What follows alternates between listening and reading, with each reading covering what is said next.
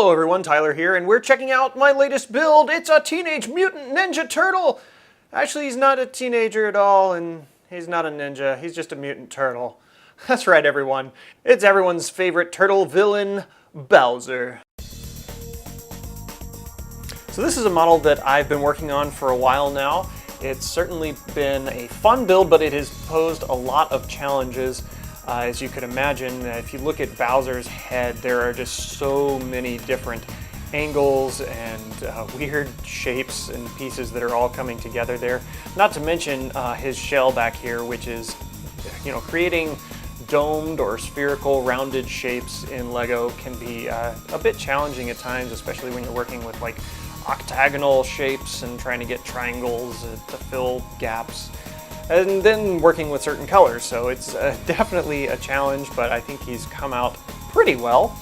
There's of course things that I wish there were certain pieces that came in different colors so that I could make things be better shapes, but overall I think he's turned out all right.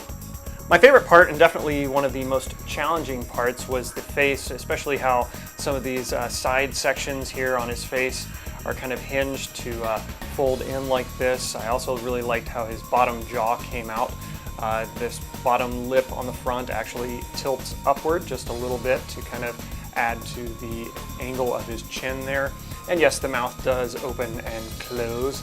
And I love how just all the teeth on the side are still exposed and kind of all line up there. It definitely adds to the ferociousness of Bowser. One of my other favorite parts of the build was his shell that goes on his back here. It comes off in one big piece, so I could easily see this becoming a blue version, and you can make the blue shell from Mario Kart if you so choose. But it's made up of a lot of different like little panels that all kind of fold together. These are hinged here on the top, these square sections, and then we have these triangular sections which kind of clip onto the sides, and they're using some fun sort of techniques using brackets and stuff to get these wedges at different angles. And all in all, it kind of all folds together in a nice, somewhat turtle shell-ish shape. Now, as you can imagine, with a model this size, there's not a whole lot of ability to add a lot of joints and posability just because of the structural integrity of the model that's needed. He needs to be pretty strong, but there are some joints in the hips that do move, and his feet can kind of angle around a little bit.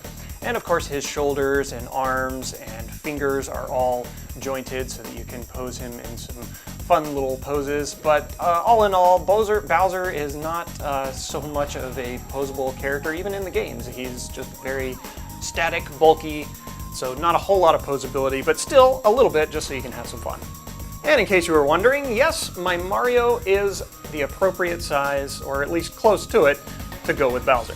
Well, thank you so much for watching. I've certainly enjoyed building Bowser, even with all of his challenges. I'm pleased with how he's turned out, and I hope you like him as well.